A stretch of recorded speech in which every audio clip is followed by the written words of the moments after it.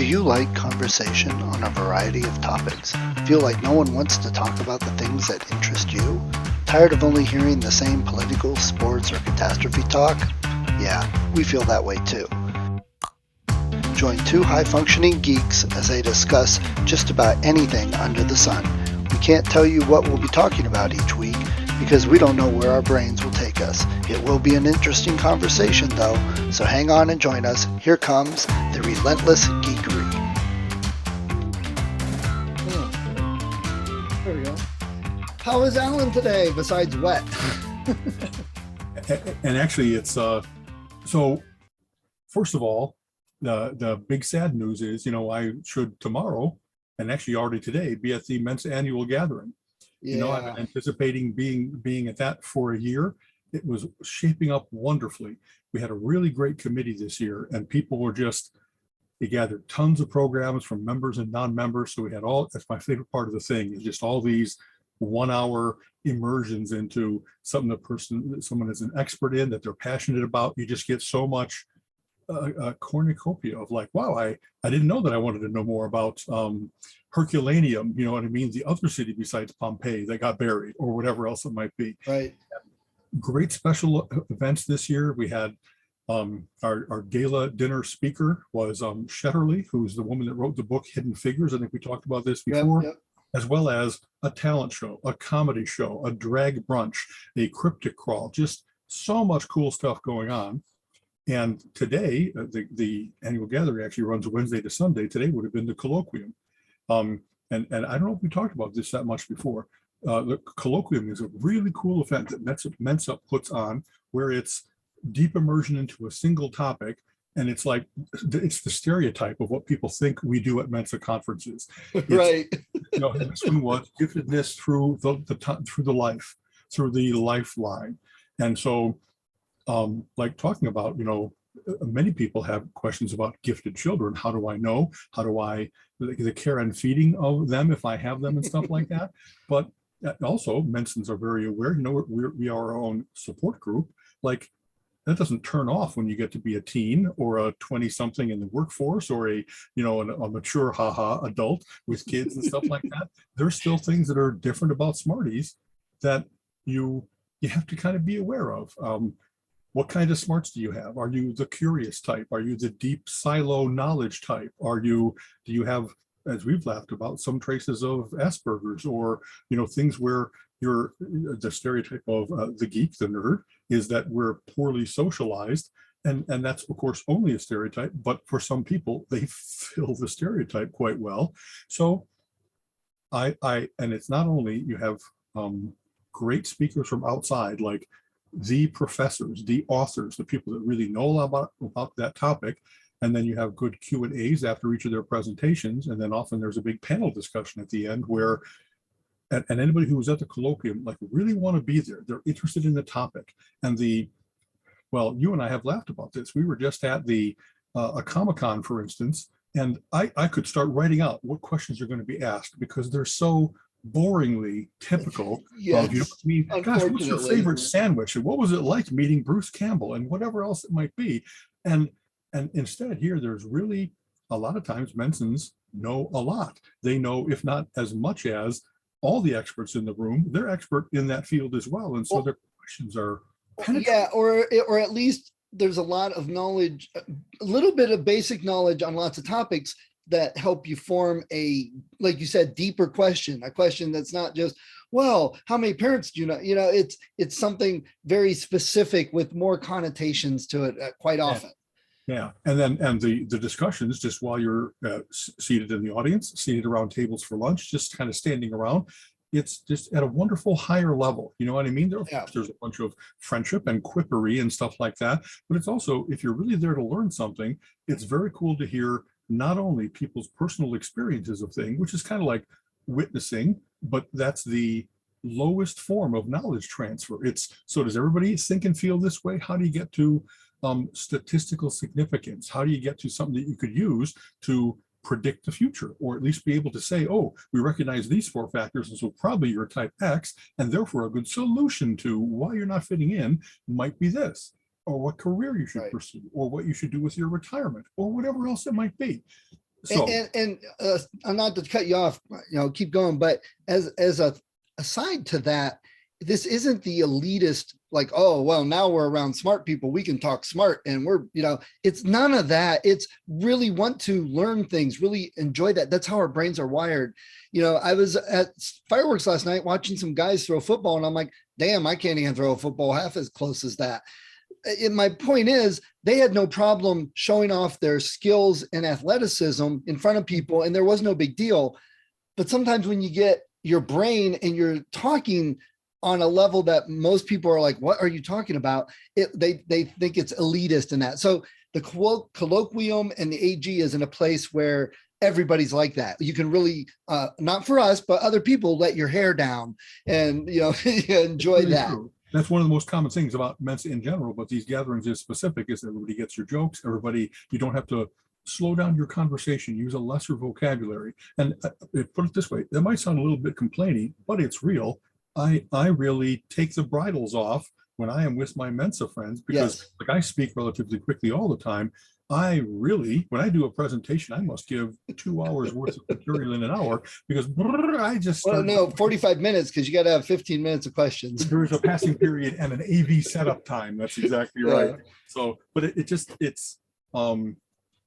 I have friends I've made, over the course of the years that I don't live near them, but when you see them at the AG every year, you just get a wonderful, like, so how's life? And in 5 minutes, you really get to hear, wow, they're not just, oh, I'm getting by. It's more like, hey, I just decided to take on archaeology in Montana because you know what I mean? There's all kinds of dabblings, but the dabblings are not like typical. They're interesting. They talk about where they've traveled, and the travel is not, I went to every pub, which is kind of cool, but it's not, instead it's, I'm studying illuminated manuscripts, you know what I mean, that they kind of go through. Here's where the biggest stores of them are in Europe, and where do we get a lot of our medieval knowledge, because some books survived, you know what I mean, since in the 1400s or 1600s or whatever else it might be. It's not that they went and visited all the pubs in their town, it's that they read about a building historically that was the original pub that so-and-so stayed at, and they're helping restore it by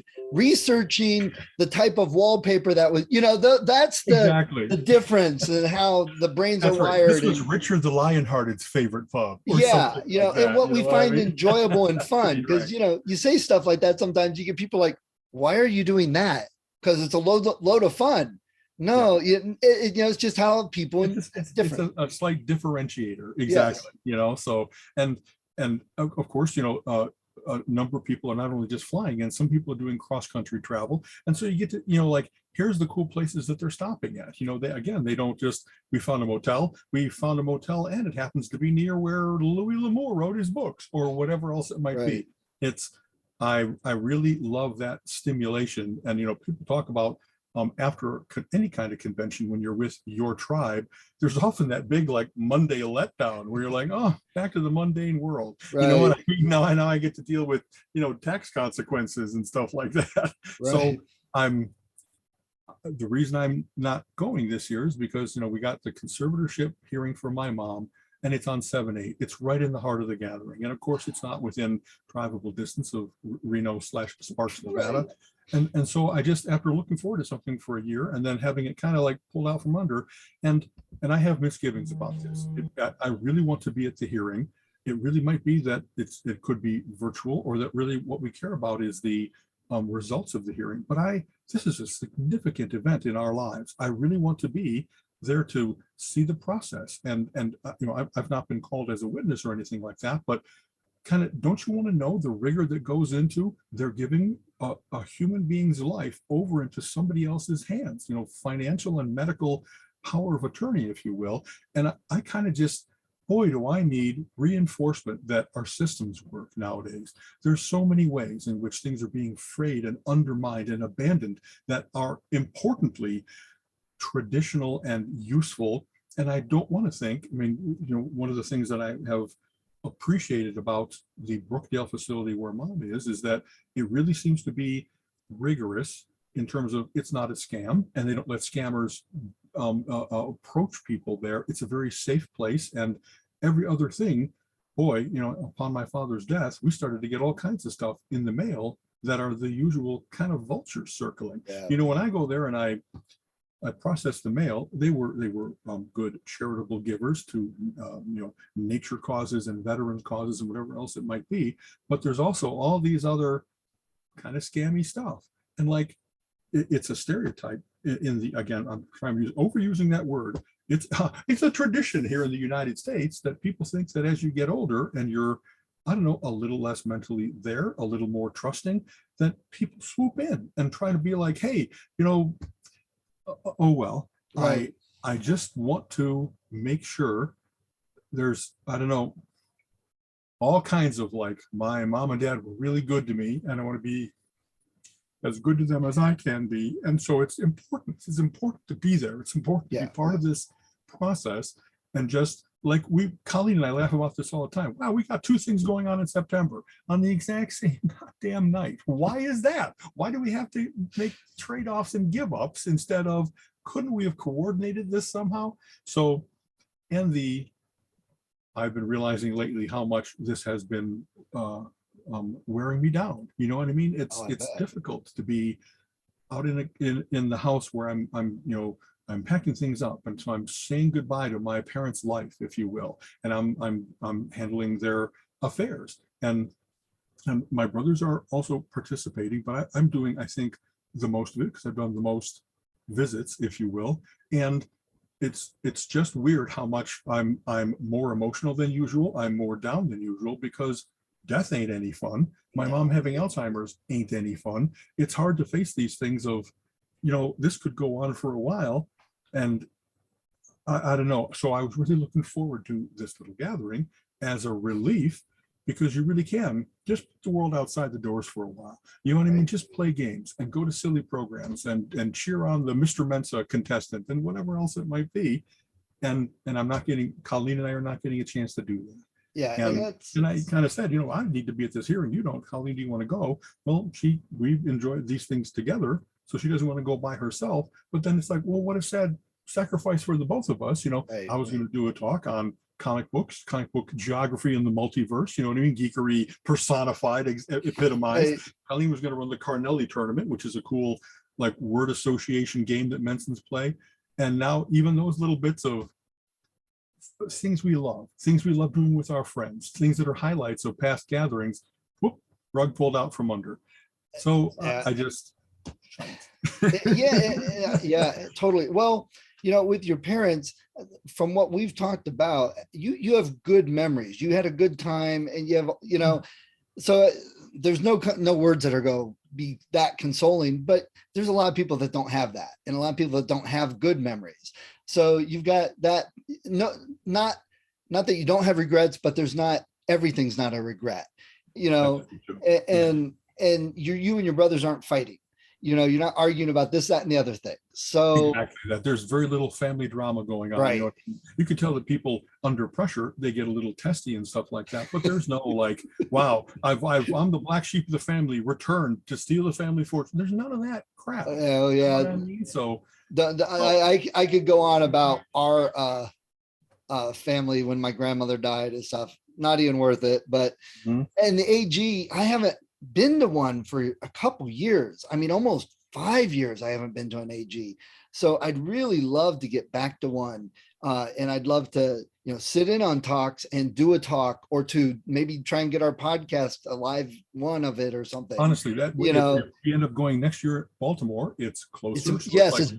Right. Driving distance. Yes. Flying, and it's, I would love to do that. Us doing a good live relentless geekery. We'd have a great crowd. And we'd probably be in trouble at the height of our powers. You know what I mean? It would be a great time. Exactly. Yeah.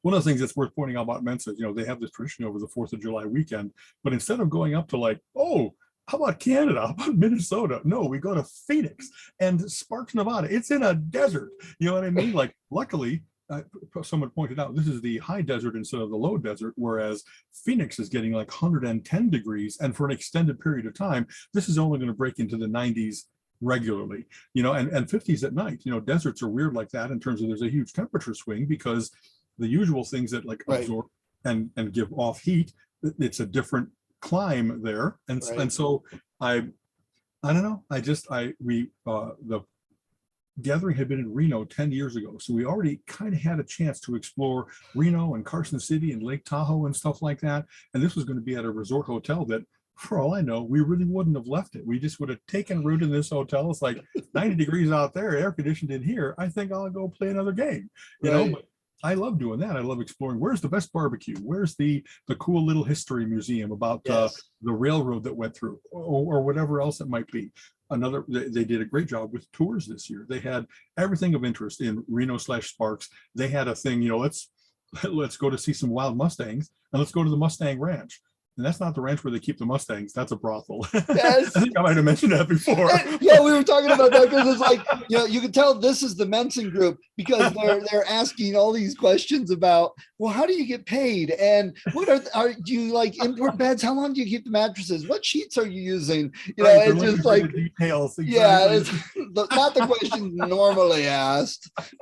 Probably all and what I mean, the funny thing is you'd probably run into somebody that's Mensa level and like answers all this, and it's like that, just the other way would probably be totally shocking. Exactly. And like being a worker at a brothel is not the same as being like in the porn industry. But like, if you remember, Asia Carrera is actually a Mensa. I think there's a couple people in the porn industry that are Mensa qualified.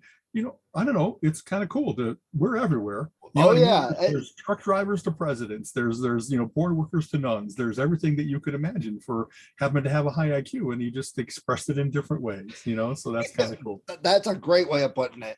That's the new billboard for the brothel. We express it in different ways. Exactly. Another thing I'll mention, by the way, is that Mind Games next year is in Columbus. Yes. It's just down the road. And so I don't know that we're going to do a podcast from there, but we can absolutely do dispatches from the field in terms of what games are we trying and what do we think. Yes, that would be awesome.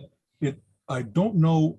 I don't think there's any confidentiality required, but I know that I don't want to be so involved in doing those that I'm not playing the game. Right. The point to be there is to play your 30 to 60. You right. know what I mean? I didn't even think about that. We could do a quick 2-minute update where we just like in the hallway hold the camera. So here's what I played. I love this. I did, and then it's done recorded, and then afterwards we compile them into. Honestly, something. I think that'd be really cool. Mind Games usually has maybe 300, going up to now 350 nowadays. It's a bigger and bigger event, but that's out of 50,000 Mensans. And so there's probably any number of people that can't make it to this thing that would still be interested in what that content is. And then, right. For then, which is April, but like when people start looking at people's birthdays, and of course for Christmas, what were the big winners and what other things were, I don't know. I have a whole philosophy about how I do this event that I really keep track of. That, there's multiple factors that the games are judged by, but I care the most about, for instance, replayability. I tend to not like a game that I did it once and then you're kind of done with it. I want to get my money's worth. And I like where they set the game up to be like that. And not only replayable because you keep adding extensions, but just replayable in the game's essence. You know what I mean? Right. That there's enough changeability and luck and whatever else might be. So I'd love to do that. There's little 2-minute blips, dispatches from out in the hallway. Don't disrupt all the gamers and stuff like that. Right. But let's look towards doing that. That's a very cool idea for next year. Yeah, because I was talking to the last RG I went to, the one guy there down in Dayton. He's helping run it up in Columbus. Right. James Nelly, exactly. Yes. And so he said you get a day free or something like that if you help out for a couple hours or whatever. I'm like, I'm in. I'm 2 hours away. I could drive down easily on a Wednesday. And right. Yeah. And he asked me to be one of the, not a co-chair or anything like that. He really is that, but like one of the day chairs that keeps track of, okay, besides playing the games, are the games getting put back where they should go? Is hospitality getting filled? You know what I mean? Just the people that smooth things out so that 349 people can concentrate on this cool thing, and that you just step outside of that and be an administrator and a caretaker once in a while. So I'm going to help them out with that. That's nice. That's nice. I think have we talked about this? My philosophy about volunteering, Mensa and otherwise, nowadays is pretty much not the cause. It's who do I want to contribute to the success of? Because there's all kinds of people that are really good at seeing a parade and getting in front of it, but they're not the best person for that job. They just want it. Yeah. And I've gotten tired of that. I've gotten tired of all the abuses and mistakes that go with someone wants to be the decider, even if they don't have anywhere near the temperament or the, even in Mensa, the intellectual capacity to handle a multivariable problem in a way that the most people are going to be satisfied, instead of, I made a decision and I'm going to bullet through. Because Mensa's had its share of asshole, dictator, tyrann, et cetera, et cetera. It's, I really tend to be like that, that it's who I collaborate with that matters more than just the sheer mind games is a good idea. You know what I mean? Right. So, and I'm happy to be a participant, but it's the next step up is to be someone who's making the event run well. You know what I mean? So for the annual gathering, I did publicity, and I'm good at it. You know what I mean? I'm good at gathering a whole bunch of information and expressing it in a persuasive, hey, come on and have a fun time with us, that kind of thing. And mostly got good feedback. And then once in a while, it's like, and bear with me, I'll toot my own horn. It's the people who are determined to be nasty. I'm also verbally agile enough to like kind of not let them get away with it. You know what I mean? That I'm not there to be bullied. I'm not there to let any other volunteer be shat upon. And so it's important to be able to say, I understand your opinion and I'll give it the appropriate attention, which it might be nothing. And you know what I mean? Or like, wow, you were very persuasive, except in your initial premise, you were wrong. And so everything else falls apart. Right. Et cetera, et cetera. You know what I mean? And I never want that stuff to be contentious, but most of the time, if you're witty enough, it's not contentious between you and that person. It's that everybody watching on the sideline is going, wow, this guy's really a jerk. And Al's handling that pretty well for how much it could have gotten even jerkier. You know what I mean? So, oh well. Yeah. So that's our plan. We got some up, and Chicago. As of right now, I want to go to Chicago. We will be in and Chicago. go ask them about doing a talk, maybe two, even. Depending on what goes. We'll see. I probably will repurpose my comic book talk for there, and then just that. If we want to do a live podcast from there, that would be great. Yeah. As usual, I'm hosting Pretentious Drinking. Have we talked about that on the podcast before? Maybe briefly mentioned. Maybe. Yeah.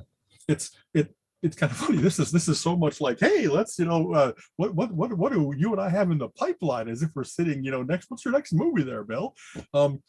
Pretentious Drinking is a really cool event. It's 25 years plus old now, where we sample different liqueurs and cordials. Good friend Gary Krivko and I, a long time ago, were up in Milwaukee, and they had a tasting event, if you will, maybe half a dozen, 10 bottles. And we kind of looked at each other and said, we could do this in Chicago, like mega bigger.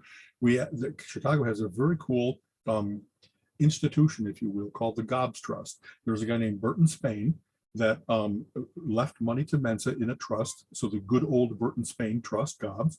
And it was particularly like, don't do it for the boring things in Mensa. There's enough other ways in which those important things are being handled, scholarships and testing and stuff like that.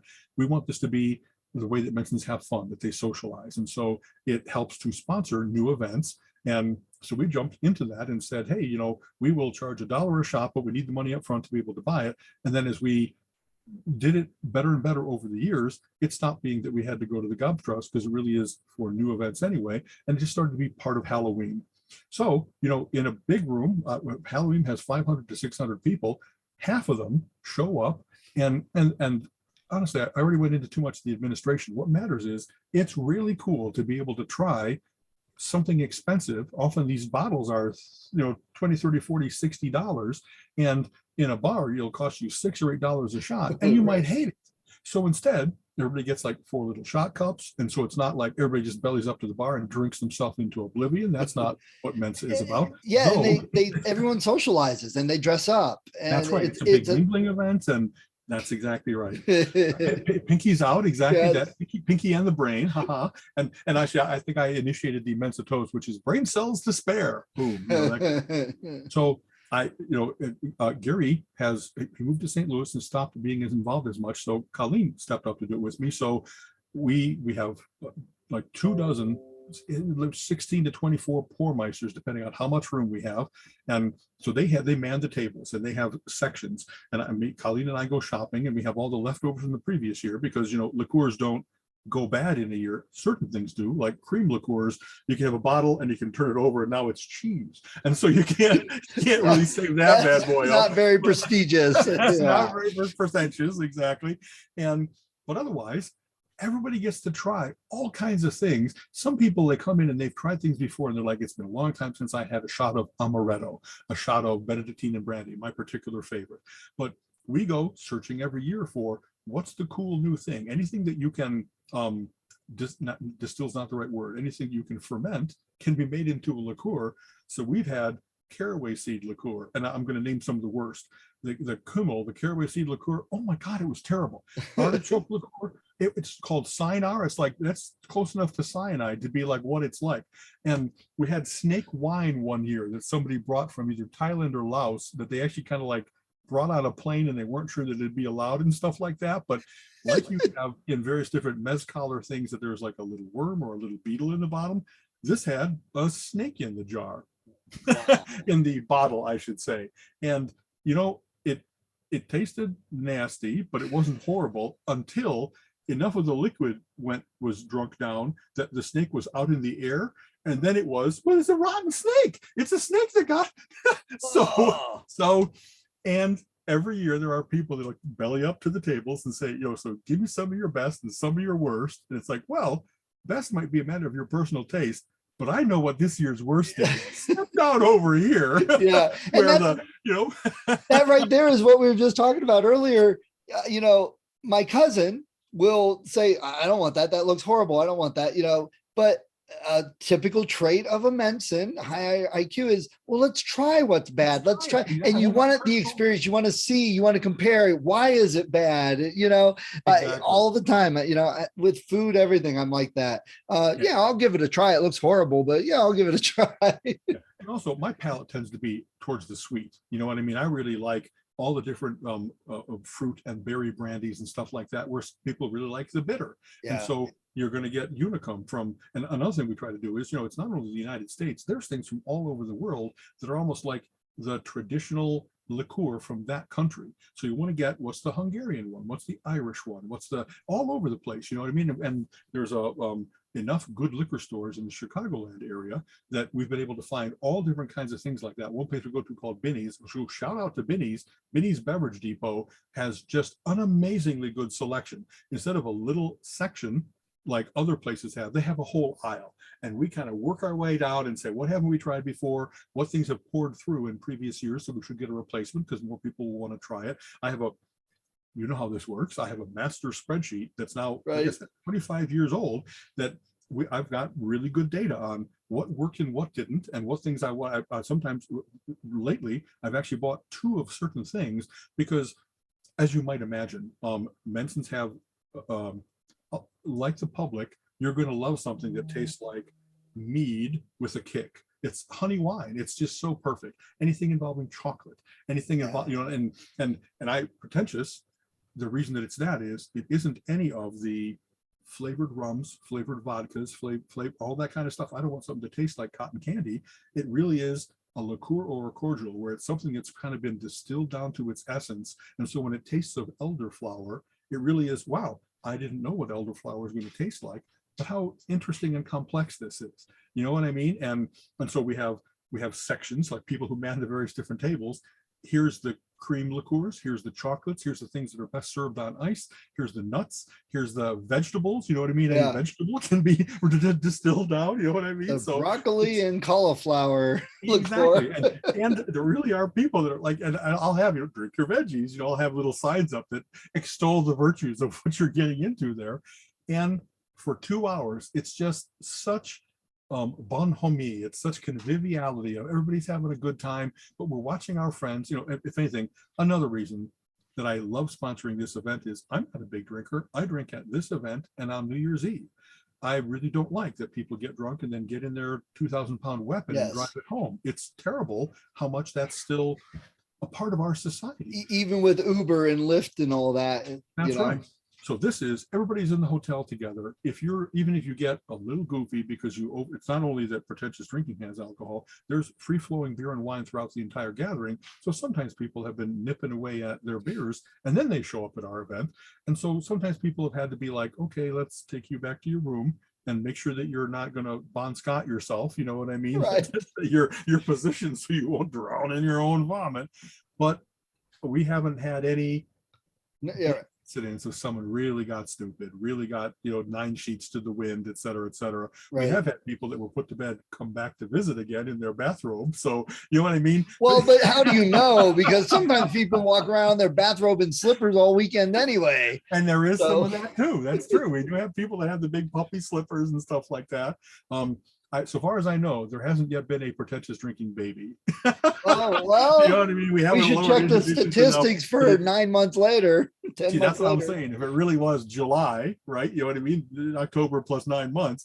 But I haven't heard anybody that directly attributed to that. Though some couples have become couples because they discovered that they both like the same things or like the same, that they did lower their inhibitions enough to talk at a better level than, hey baby, how you doing? And that's that's a whole topic right there, because one of the traits you see quite often is there is some shyness and reticence with other groups. You get the people that know each other a lot, not so much. I mean, a lot of times, like the game room, anyone will, hey, we need someone else for a game, you want to play, and you bond over the game, then you're friends and you know them and stuff.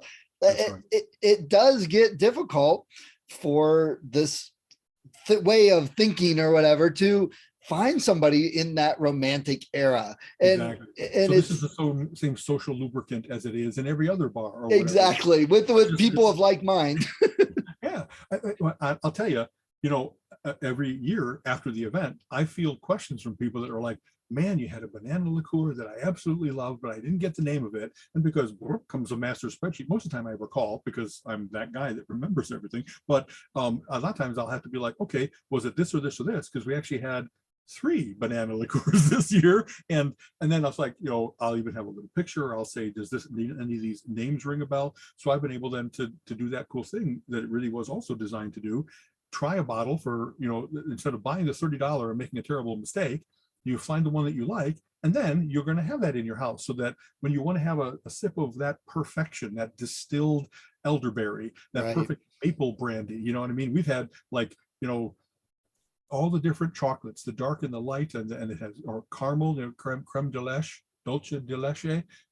It's kind of, I'm sure I butcher every foreign language. I butcher English, so exactly. But and people during the course of the year, they'll actually say, hey, I was just in this interesting place in Wisconsin and I saw this thing that I haven't seen in pretentious drinking. It's like, if you buy me that bottle, I will reimburse you and we will put it out there on the tables. So I've had half a dozen different agents over the years that have, I found, and actually, if anybody in Great Britain is coming to Halloween and wants to get me a bottle of unicorn tears, from what I understand, this thing exists and I've not been able to order it. There's many places that have restrictions either into the United States or out of that country or whatever. So I'm always looking for certain like holy grail type things. Once it's in my mind, I want to be able to say, I've tried everything I've ever heard of. I probably try, this is going to make me sound terrible, 10 or a dozen new things that year. 10 shots in a night. Well, I'm also 290 pounds. And so dispersed I've never been anywhere near so drunk that I couldn't, okay, everybody, event is over. Let's get all the caps back on all the bottles. Let's make sure all the bottles go into the cases, and put like with like so that we can do an inventory later on. You know what I mean? It hasn't been, okay, Al's gone, somebody else clean up after him. Right. So I'm happy about that. I really am sure, unfortunately, that binge drinking ain't good for me. And now that I'm especially aware that I am pre-diabetic, that's especially a good thing. Yeah. And yet it hasn't gotten me yet. And so I'm probably going to be less trying to try everything new, but I am going to have my favorite and 3 others, or you know what I mean? I kind of will be able to say, when somebody asks me, what have you tried this year that you like? I'm always happy to say, well, I didn't realize that I would like the watermelon liqueur as much as I would, but boy, it's great. And walk over here, Anyway. And you mentioned the imports. This isn't a liqueur, but I found out that Rush, the rock band, has made their own craft beer. Like they're on their 3rd type of craft beer. And I have an author friend in Canada that has some. So we were going to have a conference in Colorado, but it got canceled because lack of participation. And he's like, "Oh yeah, I'll bring down some. We'll go to the pub. We'll drink some." But he was going to bring a friend of his, Michael J. Anderson, who is an author and has written Star Wars and many other books. Read his stuff, exactly. Yeah, he's like, "Oh yeah, he'll come along. We'll have some drinks at the pub." I'm like, "Hell yeah, oh yes, please." I'm like, God, but that got canceled. And just like mind games, one of the reasons you do it is so you get an idea of what you want to have yourself. You know what I mean? And my mind games choices are not always on the Mensa select list. Sometimes there are things that are particular to Colleen and I like word games. And so, but we have our liquor cabinet is our piano. We have a whole bunch of different bottles on the piano. That's better than my cousin. He has steps in his house that come down and then they split to go into the kitchen and into the living room. Well, the steps going into the kitchen used to be filled when we were all younger, and it was a common thing, and it was just everything. You couldn't walk that way. Yeah. But I guess, that's kind of like out of 25 years, what's the greatest hits? I always have my Benedictine and brandy because I love that one. I really like Somros, which is an Indian liqueur that Corante y Tres 43. That has, I love Not 42. Not 42. It's one better than Life, the Universe, and everything. Wow. But I like things that have a certain particular taste, and I also like things that are very complex. And that while you're tasting, it's like, well, there's a whole bunch of stuff going on here. Benedictine and brandy is like one of those things that's got 17 herbs and spices. Done by the monks. I don't even know beforehand. It's not always predictable what things I'll really like, but like rum chata the first year that we had it, and it's kind of funny, it's rum liqueur, not just rum, but it this tastes like an oatmeal cookie with a kick. Yeah, I like oatmeal cookies. And the ones that we not only have gotten them, we've also brought it to Christmas that year for the family, and most people have never heard of any of the things that I bring because they're not. Rum chata is now in the public consciousness. A lot of people are aware of that, but the first time they brought it out, they were like, what the hell is this? This isn't your standard, Amaretto or Frangelico. There's things you always see behind the bars, right. Half a dozen, 10 that bars have. And yet once they tried it, they were like, so what's the name of that again? And they pull out the phone and make sure that now they can go. And rum chata is good in coffee if you like a little cream. Exactly. And what they'll find out sometimes is like, well, where'd you get that? Well, I got it at Binny's in Chicago. Oh, that liqueur is not available west of the Mississippi. So the people that flew in from California, they're pining until this thing gets a distributor that handles the entire United States or whatever else. Anyway, it's one of those things. I don't think it's the longest running Mensa event at an RG, but it sure is up there. I think it's 26, 27 years nowadays. It took a break when Halloween took a break. And last year, to my chagrin, I didn't do it. Colleen and I were still very worried about COVID and masking, and especially making sure that we were available to do other things like visit my parents. And so Matt Crawford substituted in and did a fine job, but I'm happy to be coming back because I had a good streak going. And it really is like, how that is? It's like, keep a streak going. Now I have a year off, so, but I love doing it. I love the shopping. I love the hosting. There I am in my kilt and my my ruffled shirt and everything like that. And just, like I said, there's such a good feeling in the room. People are just so happy to be there. It's that's another thing that really, to me, epitomizes Mensa, that if you're going to do drinking, do something really cool, like craft beers or liqueurs and cordials, right, or the finest scotches or brandies or whatever else it might be, that a certain amount of knowledge helps you make better choices. You know what I mean? So yep. Anyway. So we went on too long about that. Well, I was going to say, so it's the 5th. Yesterday was the 4th. Fireworks everywhere. Even Akron's got canceled because of all the stuff going on in Akron right now. But it's funny you mentioned that about the fireworks and the history of that, because I was sitting there watching it last night and I'm like, man, didn't the Chinese invent fireworks in 1400 or something? I'm like, we have technology and before that, it was.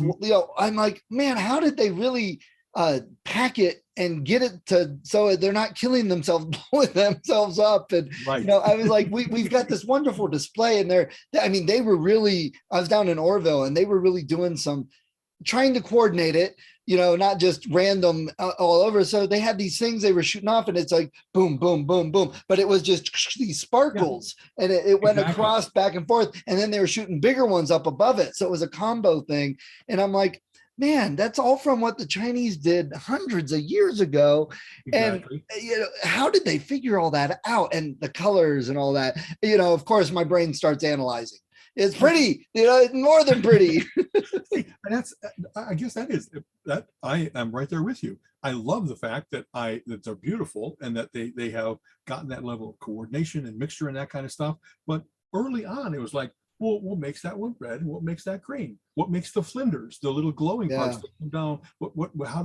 How do they do it so that it goes up and you can see a little spiraling tail, and then it goes dark for a moment, and then it blows up, and then there's that whistle. So I was just curious as to, it isn't only one kind of thing. And so just that, I'm hardly an expert, but like, you learn, okay, different elements make different colors, so strontium is the red. I think copper is the green. I hope I'm not saying anything, but, and the different combinations, like, when you do when you make a rocket and you do think it's going to split, it really is like, you have to time it right so that the second and third stage ignition, if you will, happens at exactly the right time, so that it really does split evenly and stuff like that. And there really is craft and science that goes into the design. When you see something like, oh, it's like a Saturn, it's got a round circle, and then it's got an oval, so it looks like the rings. It's like, so how did they exactly place the things and time it so that they'd go off at the right time? Or this is a top hat, or this one looks like, Snoopy's face, or whatever. It's very cool that they have that control over something that's kind of inherently out of control. It's going to blow up at some chaos. point, you know what I mean? Chaos in our little package. Yeah. So we had a really good, sadly, whatever just happened in Highland, in Akron, like, now that it's intruded on 4th of July and that kind of stuff, we're there, and there's just throngs of people. There must have been 10,000 people. Wow. Lakewood is like 50,000 people, and 10,000 of them were at our lake park, and they're all on blankets, standing in the street, whatever else it might be. And I don't want to have in the back of my mind, what would I do if something terrible started to happen? But sadly, you have to, if you care about your life and your wife's life and all that kind of stuff. So it's like, wow, if I hear shots from that direction, then you run in the opposite direction. You get a big obstacle in between, like a house or a car. You keep moving away. Don't think that you're going to be able to take shelter. Well, I don't know. I don't know what the actual, I think what I think, and maybe that's not the actual rule book, but I'm not going to stand there and wait to be picked Right. up. And I don't carry a gun, so I'm not going to be the supposed hero that's going to, a good guy with a gun could be shot 5 other people. Exactly that. The all the statistics, we don't have to go into the whole gun control, and I don't even know, it's not a debate. It's obvious what it should be, is that we have a radical, crazy element in our society that has blocked sense from happening for a long time. Yeah. And the penalty for that blockage has become higher and higher and higher over these last 20 years. And there will never be enough terrible bodies stacked up from children, from people at a concert, from people at an Independence Day parade, that finally they're going to say, oh, you're right. We were wrong all along. We really should have some control over this. My terrible dark humor quip is always, are we going to die from like reading comprehension? It's not just the right to own arms. It's in order to have a well-regulated militia. So the word regulation is built right into it. And the fact that it's militia, that it's supposed to be for the defense of the country, not so you can overthrow the tyrant that you think the United States is going to become, but then you are terrorizing everyone else, and you're getting weapons into the hands of crazies. And even the most reasonable things that we did put in place for a while, they've all been systematically removed. That it's not a concealed carry permit, it's not getting mental testing done, it's not getting training done before you know how to use it.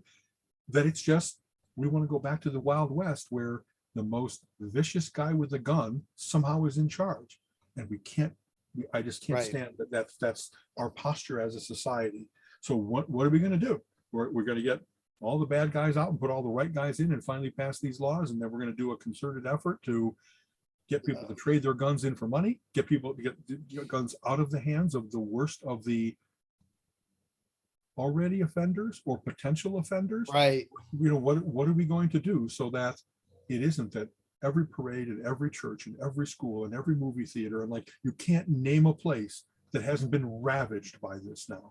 And you mentioned that, and I was the same way last night, because we were sitting there on the blanket waiting. There's a lot of people in the football field or soccer field and stuff.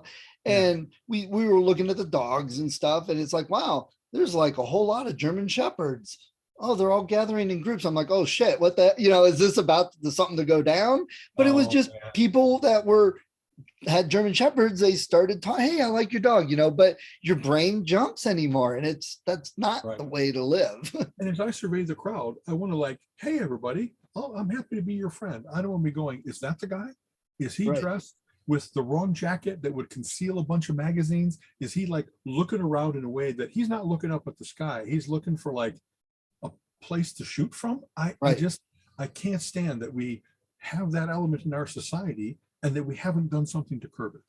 You know what I mean? It's just, it's the toll that it's taking and the weight that it's putting on everyone to worry about that. And the Onion, as you know, famously has a headline that they've repeated, unfortunately, like 27 times now. Nothing could have been done.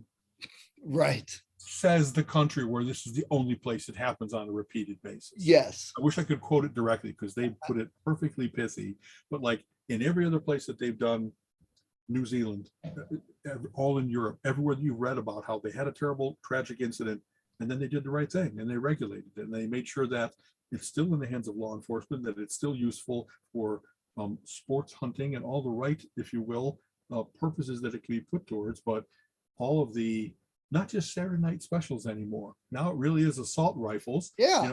And it's like, and it's so many, how many memes are going around with that? That's like, oh, we can't do anything about this, but we're going to regulate this and control this.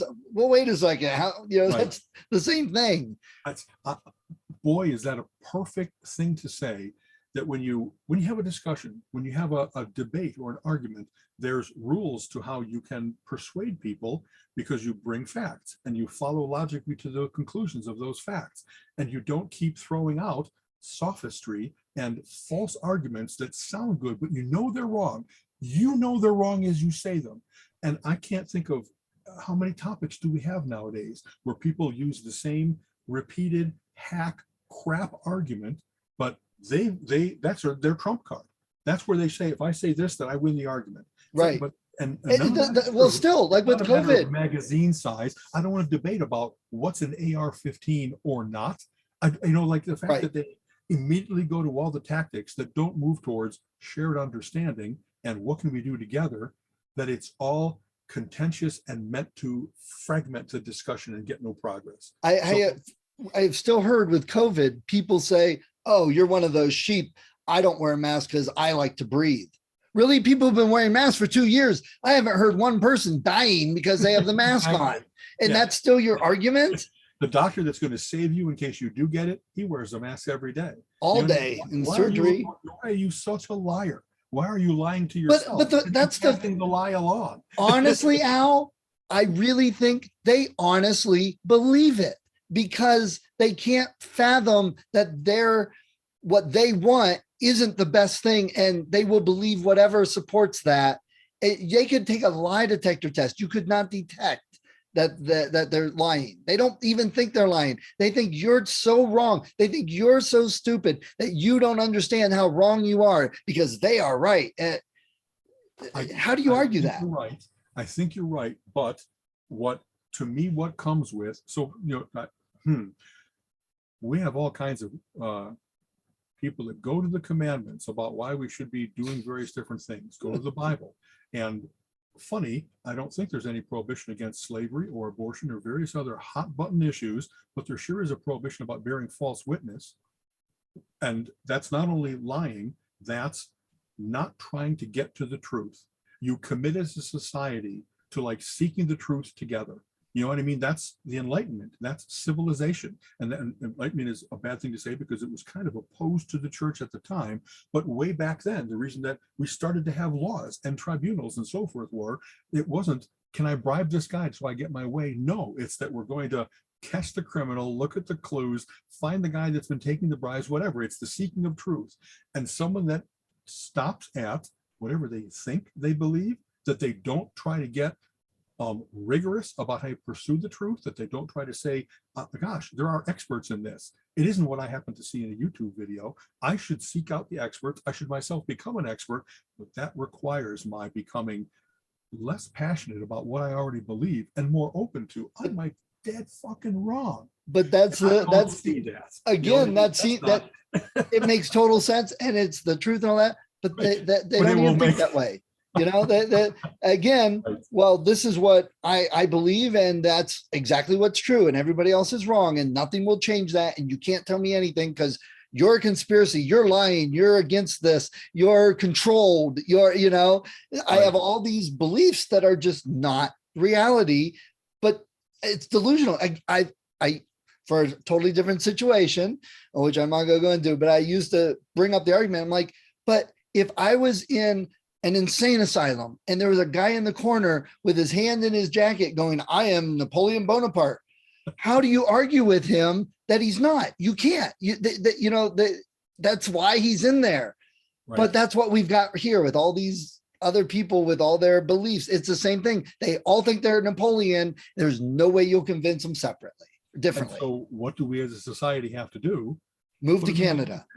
Exactly. No, it's put them in the loony bin. You know what I mean? If we have to have enough separation between the loonies and their ability to impact society, if we need to outvote the loonies so that the right laws get passed, so that there's enough, even loonies won't touch the hot stove. If you keep giving them an incentive or a disincentive for continuing the way that they are, you know what I mean? By acting like Napoleon, they get put to where their freedom is restricted. They don't get to sit on the street corner and preach that. They get to go where you take your pills at 9 and 5 every day or whatever else. Right. And the fact that we have elements in our society that are actively fighting, shutting down some of the worst memes, some of the worst ideas that persuade people to dig in their heels and be wrong, but unshakably wrong. Society has the need to protect itself. You know what I mean? To stop those things from being as prevalent. And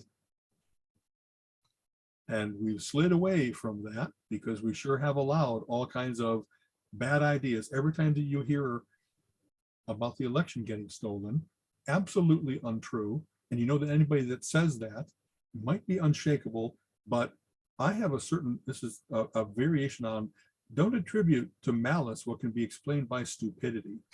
I think that don't attribute to insanity, to unshakability. I think that sometimes there's other forces, there's other rewards that they get from wearing their silly red hat and saying things like our entire election system, tuned as it has been by 200 years of having to prove the results, that because one clown says false results, bad election, throw it all out, we have to say, no, come over to the side where you can examine it just like we can. You can prove to yourself that this is right.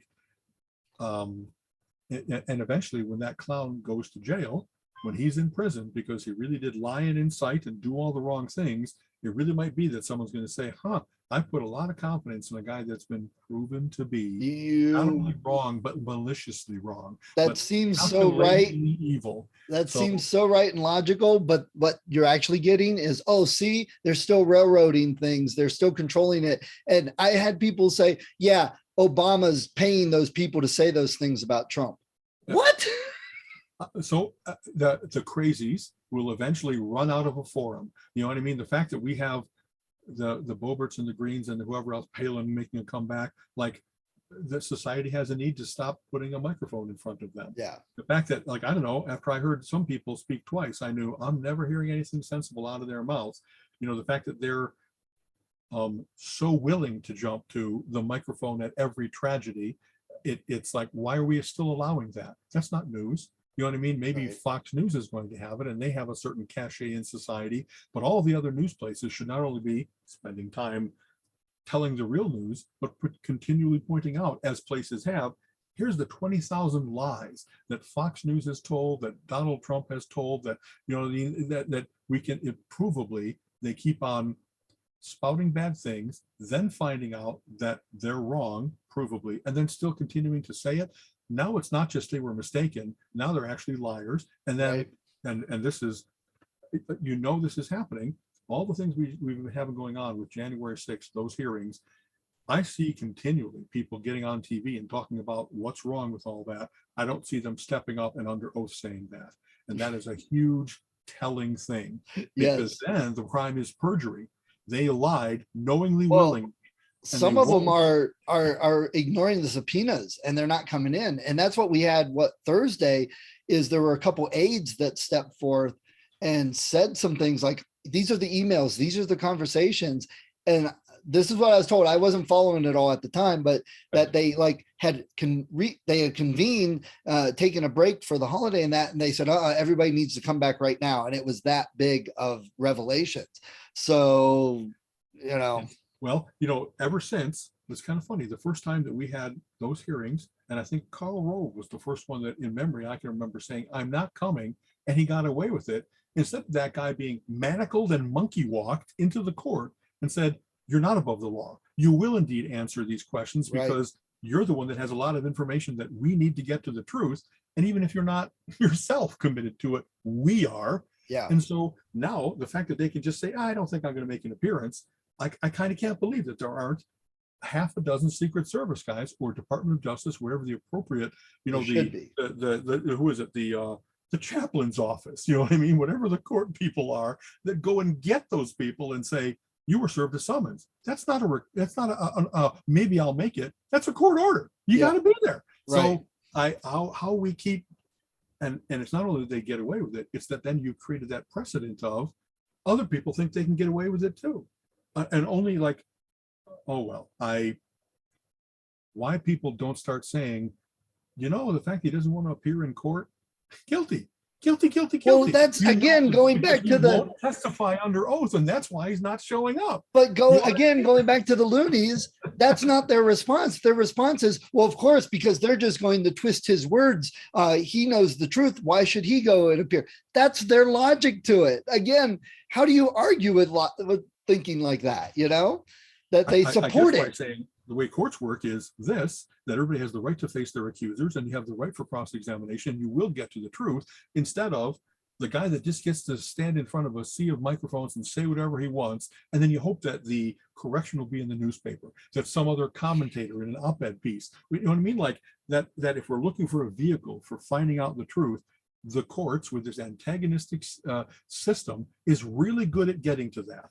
They, you know, whatever they've made, maybe some mistakes, 99% of the time they did exactly as they should have, which was everyone had a chance to present their facts, and in protecting that the right to face your accusers, and that, you know, all the other things we put that were in direct response to bad courts in England, you know what I mean, that you can't be held for an unnecessarily long time, that you anyway, like, and honestly, Colleen and I, when we were in Boston and seeing a copy of the Magna Carta, what was one of the things that was in there? A man has the right to face his accusers. This isn't a new, hey, trumped up thing that we came up with in the United States. This is from 1210, was it? With, you know, King John being brought to heel by his barons about how it used to be. I can send the army in and they'll tell you what's true. Might makes right. No, that's what someone tried recently. Like that. So I all the erosion of trusted institutions, whether it's the courts or our monitoring and regulatory things, all that is a way of saying the truth doesn't matter.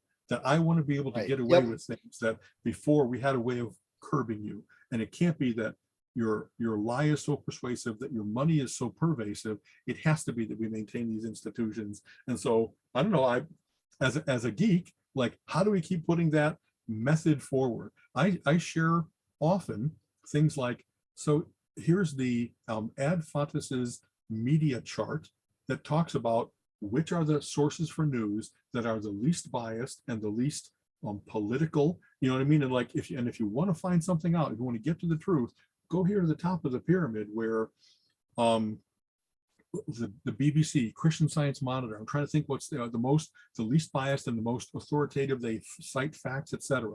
And if you want to be in on the stupid bamboozle, then go to InfoWars over Right. here. Or I've go to, you know seen what I this. mean? Like there's known places that whenever anybody cites Fox News, it's like you've already lost the argument. So far as I'm concerned, you know, as I do, that not only is Fox a propaganda machine, that people that listen to Fox are less informed than if they didn't read anything, than if they listened to nothing. And so, you know, you can't cite the crappiest news source available as your authoritative source. It's not, and it's provably not, and it's statistically not. Right. And so, I don't know, whatever I used to talk about with, let's get to the facts of this, when people reject that approach, then it's like, then let's talk about you because you're the problem. It's like, oh no, it's ad hominem. It's not ad hominem if the problem is you. Yes. You know, I'm not trying to attack you, oh, because you're bald and therefore you're a bad guy. No, it's that you refuse to use facts in discussion about facts. That's the problem in this situation. You turn what you believe into a fact. Like that. Yeah. Exactly. Well, and that's, when's the first time that you heard that? What, you know, false facts or whatever, false news, fake news. Like immediately, the president- entire press corps should have said, "You're wrong. You don't get to decide that. We report on you because you're so overflowing with feces that there has to be this estate that makes sure that you can't just get up and say whatever you want and act as if this is the truth. Right. You're the fake news." And yet we haven't had enough crusaders because, hey, if you speak up, then you get thrown out of the press room and all you have is the propagandists left. And yet there is no way to do that nowadays without enough documentation being available in every video. And, you know, like there's ways to judge the veracity of who said what when. I am a fan of Snopes for a long time, and not because, hey, I like urban legends. It's because the rigor that they approach things, and when they occasionally got something wrong, that they printed a retraction. And same with Wikipedia in some ways, that there are self-correcting things in place. Right. And almost everybody that I've seen attack those particular institutions, they're full of shit. That they want it to be that there's no fact finding, that there's no fact checkers, that they could just say whatever they want and get away with it. Instead of being, wow, what you're talking about with such vigor never happened, and provably so. And yet you've repeated it 3 times now, and you've been told twice, provably, that it never happened. So it isn't about the situation, it's about you. Yeah. You know what I mean? And you telling me what a liberal bastion, like, wow, I don't know that that's an insult. I don't know that that's a way of disqualifying. Like, what they do is still fact-based and provably much more than Alex Jones just babbling. Rush Limbaugh being so facile with the language in how he lied. You know what I mean? Whatever level of hell he's currently roasting at, he damaged the world in a lot of ways. Yes. And I'm, as Mark Twain said, you know, I didn't wish for his death, but I sent a nice letter saying I approved. Well, just to sum up how crazy things have gotten, Howard Stern wants to run for president. I mean, we get one of the most outrageous shock jocks ever, Exactly. and he wants to run for president. And the thing is, like, it seems normal. So, okay, great. He's not the only one. You know, Dr. Oz is running in Pennsylvania, right? Yes. And like, but that actually, when you think about it, that's actually what it should be, not career politicians. People who, now, I don't know if Howard Stern's motivations are more pure, right. But people that, you know, are, you know, back in the day, they were farmers. The people liked them. They listened to them. They went into government. They became a senator, got sent to Washington, and came back after 4 years and resumed farming. Now we've got people, I'm 21. I'm going to be president by the time I'm 50, 60. So my whole career that's their is plan, their politics. entire life. Exactly. Yeah, that's not what it was supposed to be. Yeah. If in doing that, they learn how the system works and honor it, I have no problems with being the word politician means a man of the polis, a man of the city, someone who's an expert in how those things work. If you've been a mayor and a governor and like a person that had to deal with what is it like to gather facts and make a decision? What is it like to compromise with multiple factions? What's it like to have a budget and spend money wisely? All those things are good ideas for growing into the various different roles. But you don't get that. People that instead are like, hey, I used to be a celebrity on TV. Hey, I used to be a professional wrestler. You know what I mean? And even if they have a certain amount on the ball. What they've done with their life hasn't prepared them for the rigors of the job. You don't hire a guy in to be CEO. You kind of let himself work his way up through the organization, testing himself You and hope. being tested and proving that he can handle it. Right. And yet about the presidency, about the state senator, we're not going to follow that same level of rigor. So I don't know, right? This is kind of a sad thing to say. I don't, we have doctors that are scientists that really follow climate change, follow medical science, et cetera, and we hear them speak. And then we have a bunch of charlatan people like the Pauls and the Oz's of the world that still get to use the word doctor in their title, and yet they've not been practicing and rigorous and keeping current and scientific about how they've done their doctoring. Right. I'm amazed that they made it through med school, because I thought it was a pretty rigorous program that would weed out people that didn't have this commitment and this amount of smarts and all that kind of stuff. So wow, I am baffled a little bit by how you can really be a medical doctor and yet be irrational in so many other ways. I wouldn't have thought that, like anatomy, biology, all those things are not, hey, there's a demon in you and I have to drive it out. There's a bacteria, a microbe, a virus, and we know what drugs work against them. And you don't jump to wishful supernatural thinking. Right. You pursue medical science, or so I thought and hoped. Yeah. Oh well. All right. Hey, before we go, because we're going long, you mentioned the new Doc Holliday series. I haven't watched it, so we'll make that a recommendation this week. Tell me quickly about why I want to watch this.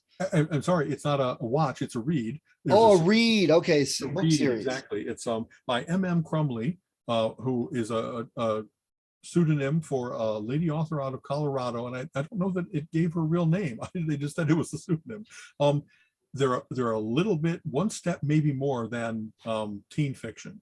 The overall premise is Doc Holliday is made immortal. The Doc Holliday who we all know from the OK Corral shootout, Wyatt Earp, et cetera, and of course he's a bit of a rogue. And what does he love doing? Gambling, womanizing, drinking whiskey, as well as kind of being a force for good, because he always was on the right side of the law, even while he was dissolute in those other ways. And so it's just kind of, someone had a good idea, and Doc Holliday is, quotes, in the public domain. So they have a hero, kind of like Sherlock Holmes. You can do anything you want with Sherlock nowadays, because they're also, not under copyright. And they're well written and they're amusing, but they lacked enough gravity. There were things where the supporting characters are interesting, but not enough backstory yet. How things, the conclusion of the first book seemed rushed. And so it's like, well, it's a 12-book series so far. I bought that, and I also bought another book called The Girl Who Could Move Shit with Her Mind. That's funny. The blurb and the premise sound interesting. If you really were a telekinetic, what would you do with it? What would the government want to do with you, et cetera, et cetera. And so I bought the first of each of those so I could give it a try and see if I wanted to continue. Right now, I'm not sure about the holidays, especially if I could get them all at $3 a pop. But I think that they're one of those things, they're new enough that there's no good used price. Right. And I know we're about to conclude, but let me just say that the hazards of buying used books through Amazon are now terrible. I've gotten so many things that were listed as like new that were instead used as a doorstop, dog chewed on, and whatever the hell happened.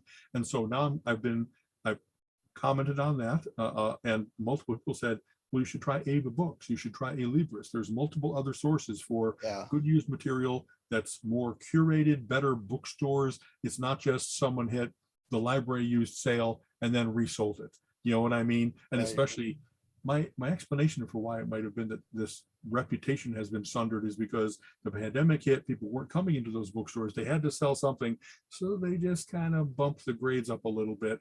But I don't want to buy something for $2 off that it should be $20 off, right? Because it's such poor condition, and I'm a collector. Which is funny you say that, because I just ordered, now these were nonfiction instead of fiction, and that is a little different in how they're treated sometimes, but these were books on game design. 2 different books I found that had some great things. I checked them out of the library, loved them, ordered them, and I ordered used. Because one of them was a textbook, so the price was like $185 new. Wow, so so I ordered used. I was good with that. A little worn, doggone, it's fine. It's the info inside. Both That's of them right. came, they were brand new. I mean, not cracked, no bent paint, nothing. They were brand spanking new. So I Good was for like, you. great, I got off lucky. And you mentioned that, and I'm like, huh, well, I didn't have it, but See, good fiction's for you. different. Exactly. And honestly, for most of the things, if I just wanted a reading copy, I'd be okay with, buying something in poor, fair, Right. reasonable condition for a couple bucks.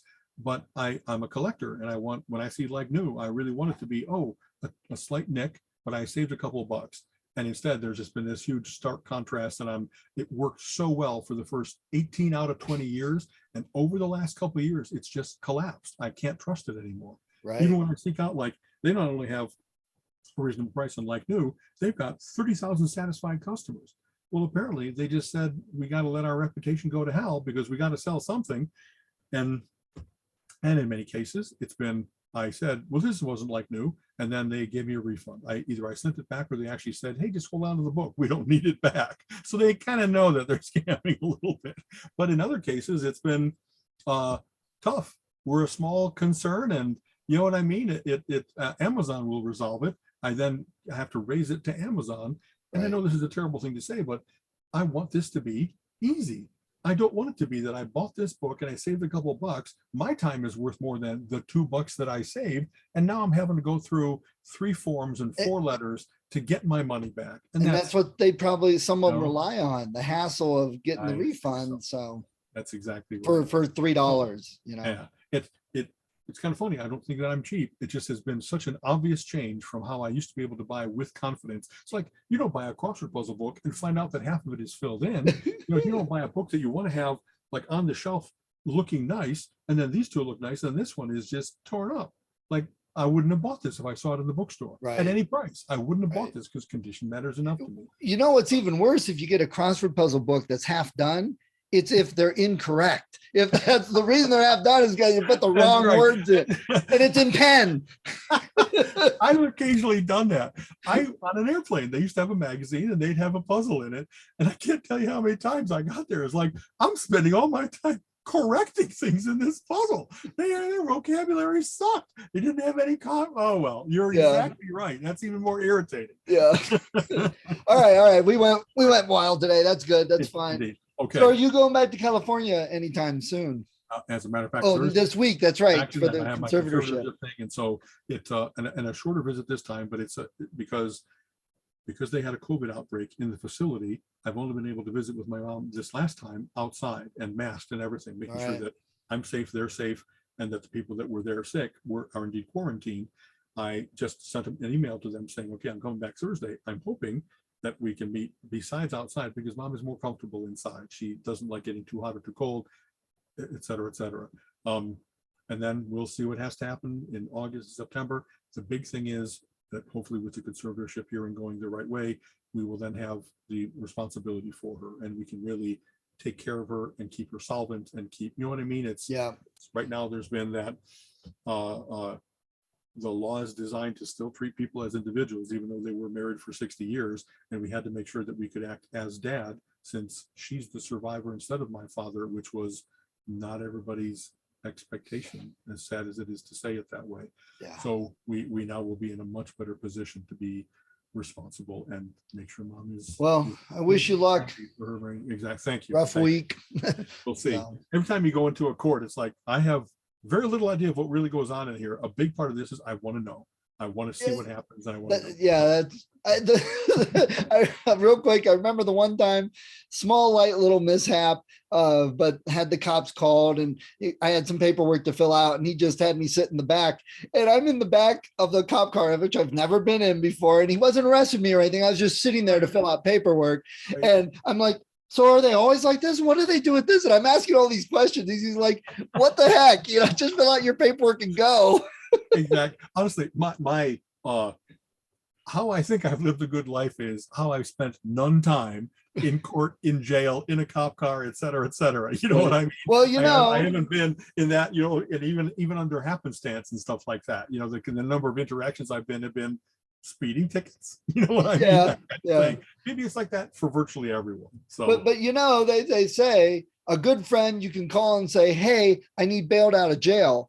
A best friend is sitting next to you going, damn, that was a good time. That was a good time. Exactly. So, all right, man. All right. Take care, Stephen. Yep, All have a right. good You week. have been listening Okay. to the Relentless Geekery podcast. Come back next week and join Alan and Steven's conversation on geek topics of the week.